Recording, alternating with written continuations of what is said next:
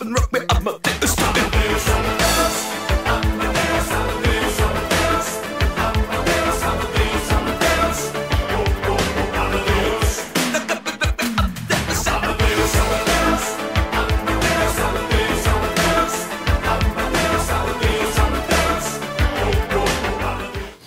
Hey everybody, it's Tim Davis is your marketing coach, and it is Wednesday, September 3rd, just a few days away from opening night in the NFL, which I'm really excited about. Been looking forward to the NFL season all summer long and ready to get it started. So that's happening this Thursday night, and kickoff weekend is this weekend. So hey, good stuff on the horizon for us. But this is the What's Up Wednesday show where loan originators just like yourself email me your questions to tim@coachtimdavis.com. I pick those questions, answer those questions each and every Wednesday right here on the Marketing Coach Show.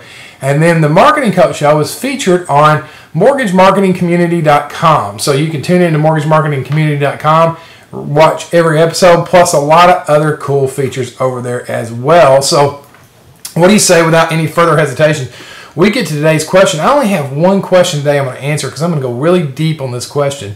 So let's go ahead and get to it. I'm going to read it, and then we're going to get to the answer. So this is actually a question that was generated off of last week's What's Up Wednesday video. So if you didn't watch last week's video, take a moment, go back there and watch it, and then come on back over here and watch this week. So let's go ahead and get started. This question is from Glenn, and Glenn said, "Hey Tim, you watched the video last week, and he's definitely been focused a lot on FHA. He actually relocated to a new city, a new state actually. So here's what he says. He says, I work for a bank who hasn't done a good job marketing themselves locally. And he lives in a small town out there in the state. His main focus is to get involved in the local community and make a name for himself. Great job. You got to brand yourself, not the company. People don't do business with companies. They only do business with people. So good job there. He says he currently has a business ad in the local newspaper running for 12 months. Okay, we're going to address that. He's visiting a realtor's office and meeting with some realtors like he's an AE. Okay. He says he's in a church leads group that he's helped getting started. He says he's getting business but not setting the world on fire. When he was in his old state, he was self-generating 6 to 9 deals per month, where a lot of his business were from past clients and their referrals. So, he can't do business in that old state now because the new place he's in is not licensed there. And he says, do you have any other marketing ideas that you can suggest to me by using LTB, which is Loan Toolbox? He says he appreciates the help, and any help we can give him, he'd be very grateful, and he loves the show. So, hey, listen, Glenn, let's go ahead and knock out this question. There's a lot of stuff there, so I'm going to take it one by one. Let me say this right off the bat. Whenever you go somewhere new, and you've been someplace where you've been generating 6 to 9 deals, our mindset is something that wants us to do that exact same thing. You realize, however, that you had a lot of your business coming through past clients and referrals, so the longer you're established anywhere in any business, the more your business is going to grow. So that's just a natural. So let's talk a little bit about what you can do today to get in the right mindset to do what you're wanting to do, which is get back to that 6 to 9 deals a month. It's kind of like planting seeds. Well, actually, it's a lot like planting seeds. You go out there every day and you plant seeds and you plant seeds. And a lot of people want to know, well, when's the harvest coming in? When are my crops going to grow? And my answer to that is, I don't really know. I don't think there's a foolproof mechanism that says, okay, if I plant a seed today, that full harvest is going to grow a week from now. We just don't know when that harvest is going to come in. So, but what we can't stop doing is planting those seeds. You've got to continue to plant those seeds. So, I'm going to give you one of the areas that I see loan officers really fail in. I don't want you to become discouraged and fail in this area, and that's the consistency factor. Okay, so what I've always told my loan officers that I've coached is this: you need to be focused on no more than 3 marketing activities. When you get focused on more than 3, when you start trying to do 4, 5, 6, 7 things, basically your marketing plan breaks down, you lack consistency, you're too spread out, you're too thin, and you're just never going to get the results that you're looking for. So a lot of times we feel like we need to work faster and harder when what we really need to do is just work smarter. Okay, so I would look at your marketing plan and say, okay, what 3 things am I going to focus on? Now, looking at this, I can pick out 3 that you got right now, and we're going to focus on one, try to get that fixed, and then go on the others. You've got a business ad running in the paper. you're calling on real estate agents like an account executive, and you've got a leads group started at your church. Okay, let's break each one of those down. Number one, your business ad. It depends on what you're saying in that business ad. I've never really had great success with ads in the paper unless they were very targeted and very response driven. Okay, so let me give you an example. If you were targeting first-time home buyers, I see this ad a lot. No money down, grant programs available, yada, yada, yada, yada. I see that ad all over the place. You know, now what I think is a much better ad is to focus on the problems of that first-time home buyer. So if they're a first-time home buyer, you might have a picture of a lady packing up groceries up a flight of steps and looks really tired and worn out. It says, "Are you sick and tired of packing your groceries up 3 flights of steps, scraping ice off your windshield in the cold winter mornings, and just fed up trying to find a parking space near your apartment each time?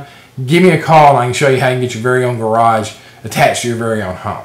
So that addresses a problem, and it builds an emotional need. So we need to really look at that ad to see what it's doing and how it's designed, because I'm not a big fan of ads unless they're very, very targeted and very, very emotionally response driven. That's the only way I'm a fan of them.